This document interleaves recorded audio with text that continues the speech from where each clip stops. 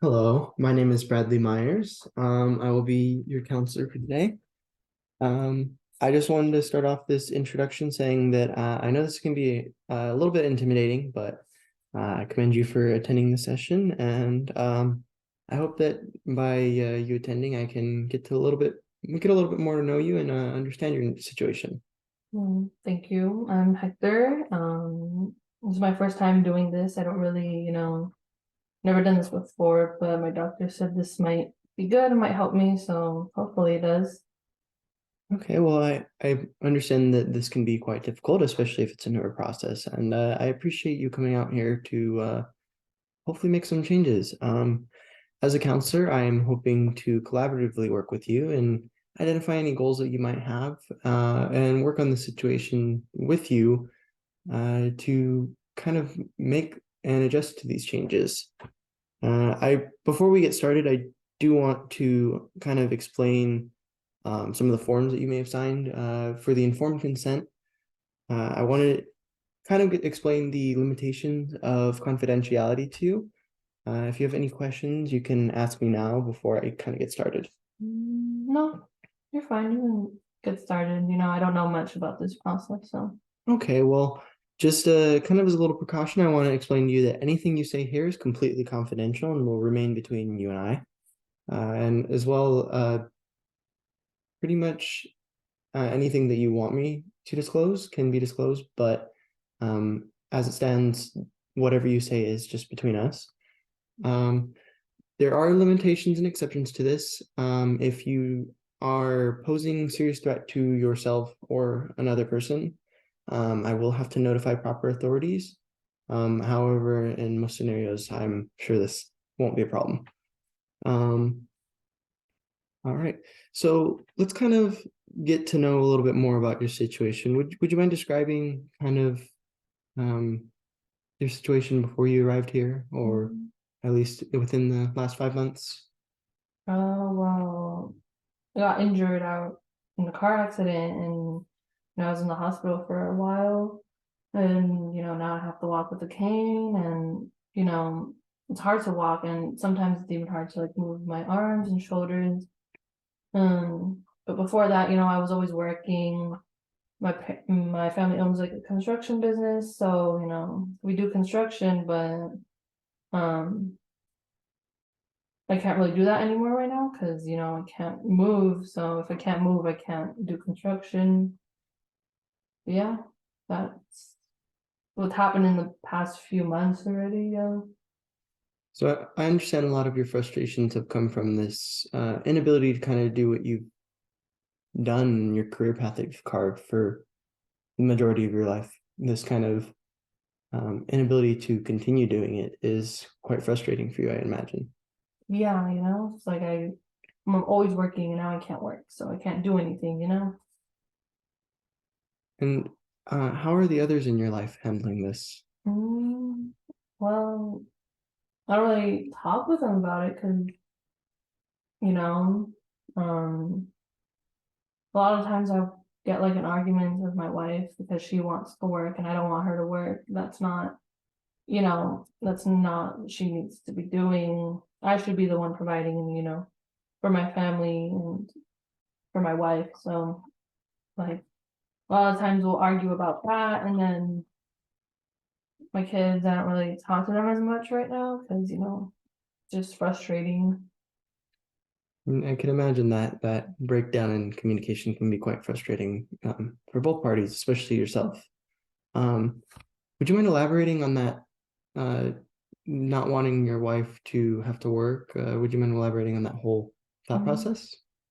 Well, that's just how I grew up. My mom didn't have to work, my dad was the one working. And then when I could start working, that's what I started working.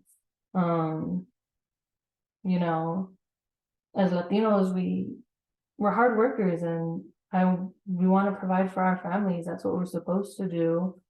I know other people, they'll have, their wives work and everything, but that's not the way I grew up. I grew up, the man has to be the provider and I have to work for her and all that and for my family. So I guess that's where it comes from.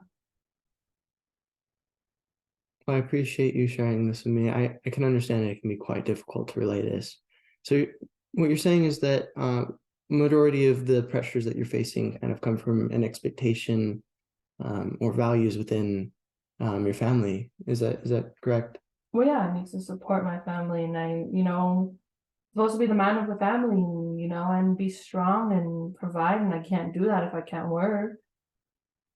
Like I don't know what I'm gonna do, and I'm gonna like make the money and the living and all that. So your biggest concern is money, or at least disappointing your family, you'd say? Yeah. Okay, I can understand how that would be frustrating, and I can understand that that would be a major stressor. Um, how do you feel that alcohol plays, or at least your drinking plays a role in this? Well, I started drinking a lot more after the accident, especially when I got home and I was better, or as better as I could be, where it's like I didn't have to be in the hospital anymore. But it's like, there's really nothing much else to do when you're at home. So I just started drinking, and yeah, and I guess I guess it kind of helps me relax, or helps me not really think about, how I'm not able to do anything for my family. So what I'm hearing is that for you, drinking is kind of a form of escape, a way you can avoid dealing with the issues that you're being presented directly. Yeah, yeah, I guess you could say that. Yeah. Okay. Well, I appreciate you sharing this information with me, and I appreciate you telling me a little bit more about your experience. It kind of helps me to understand how we can move forward and identify any goals for this. Um, Now, before we continue even further, before you entered the session, you filled out the audit form. If you're not aware of what the audit form is or what it's entirely utilized for, I can answer any questions for you right now to help kind of clarify things. Mm, it just seemed like a form to like ask questions about my drinking. Yeah, Yeah. essentially yes, that's what the audit is. The Mm. audit kind of helps us as counselors relay your drinking and allow you to communicate how you perceive your drinking and the process of drinking to us so that we can kind of see what course of action is needed and kind of help you develop a plan for where you want to go with this entire counseling process. As I understand, this can kind of be a little confusing, especially looking at all these forms. So Mhm. I just feel like uh, that with you filling this out and taking care of this, we can kind of go forward. If you don't mind, I'd like to review kind of some of the options and answers that you've shared with me in this audit form. Okay. Um, so I noticed that in the first question, you said that you quite frequently drink, especially within a week. Uh, Yeah, like I said, after the accident, just seems like the only thing to really do, or I started doing it more after the accident once, because I have, I guess, now I have a disability, because I can't really move around as much and everything. So I started drinking more. And yeah. okay, I can understand how that might be something that kind of escapes one's control. How so I noticed that you also said that for these drinks you consume quite a bit. Would you mind elaborating on that or elaborating kind of along is it kind of along the similar lines of your drink usage? Yeah, I'll drink, usually whatever is in our house, like, beer, like if I'm, I'll just be watching TV and I'll just drink it, and. So how often would you say you've had more drinks on one occasion? How often do you feel More than I'm supposed to, probably almost every day, yeah. so from your perspective, I'm hearing that you um would like for that amount to be less. Yeah, yeah. I should, for my health and everything, probably should stop drinking as much, and, maybe it'll help or something.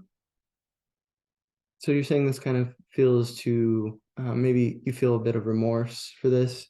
I noticed in your audit response, you've noted that you kind of quite frequently have feelings of remorse or guilt after drinking.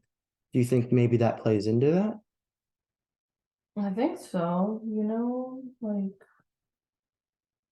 mm, yeah, because I feel bad because I can't work and then I drink and then I don't feel bad, but then, you know, when I sober up, if I could tell that, it makes my wife angry and also my kids, I don't spend as much time with them as I should, but so yeah, like I'll feel bad after I drink, but I don't know, I guess it's just hard. So do you feel like, so you're feeling kind of that your effect on them or your impact on them is your biggest concern. Is that correct? Well, yeah, I'm the man in the house, like even my younger boys, they're still kids, so they shouldn't have to worry about anything like that. But I can understand how that might be difficult for you or how that might be a concern for you to um, involve your family in that or to have that be a part of your experience. And I appreciate you once again sharing with me and opening up about these things. Um, have your family along this line kind of expressed a bit of concern for you? I know that you indicated in your audit that they have, but I would like if you could elaborate on that a little bit more. yeah, they have. Yeah, like, I don't really talk to my kids much right now, but when I do, they're usually telling me that I should, stop drinking or not drink as much because it's bad and it's just gonna make me feel worse than I already do.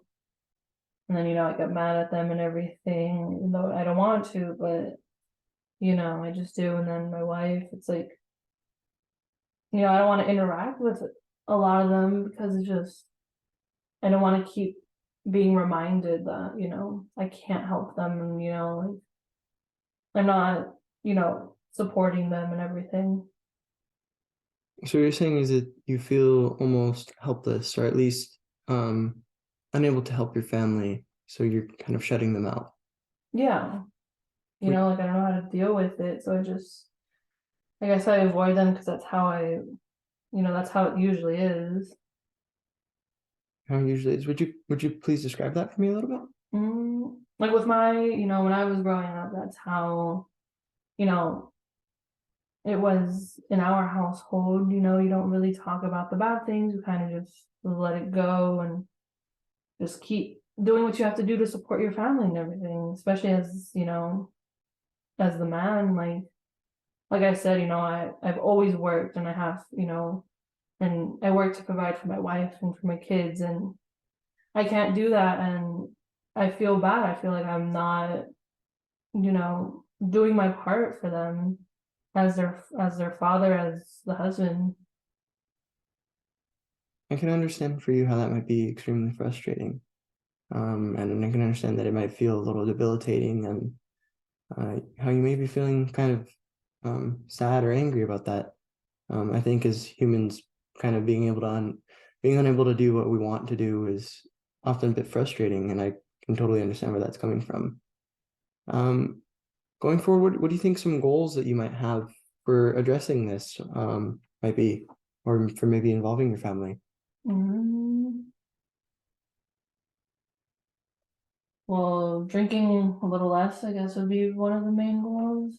But I think, I want them to understand, me too, where it's like how I feel because I can't work and, you know, and I guess being able to talk with them about it or, without feeling like you said, helpless, I guess, because I don't want them to, look down on me because I can't, help out and everything. Yeah. So you'd say your biggest goal is kind of establishing a line of communication and kind of re-involving your family and understanding at least. Yeah. Well, yeah, family is really important for me. Um, in Latino culture, family, family is everything. And, I have to, and it's hard when I can't, you know, turn to them and how, how do you say, like, I want them to listen to me and understand, but I don't want them to pity me, I think that's the word for it. I Yeah. can understand you want to be able to involve them without them kind of feeling bad for your situation, and you want them to not necessarily pity you, but you want them to understand you. Is that correct? Is that what I'm hearing? Yeah, because, like, um, yeah, that's basically how it is. Because I want to talk to them, but it's hard when they're like, oh, you can do other jobs in construction, but that's all I really know since high school, since I started working. And but yeah, like I don't want them to see me as someone who can't do anything anymore, because I already feel like that, and they shouldn't have to worry about that. That's something that I should worry about on my own, but yeah. And I understand how that concern might be a bit frustrating for you. Um, okay, so it sounds like to me your biggest goal is that you want to move forward and communicate with your family, and you feel that this would facilitate maybe um, at least facilitate or ease your use of alcohol, or at least your levels of drinking. I think so. I feel like if I can talk to them and, help have them understand how I'm feeling, maybe they won't, maybe my wife won't try and push the whole her wanting to work thing. And, maybe my kids will, I don't know, maybe give me time to,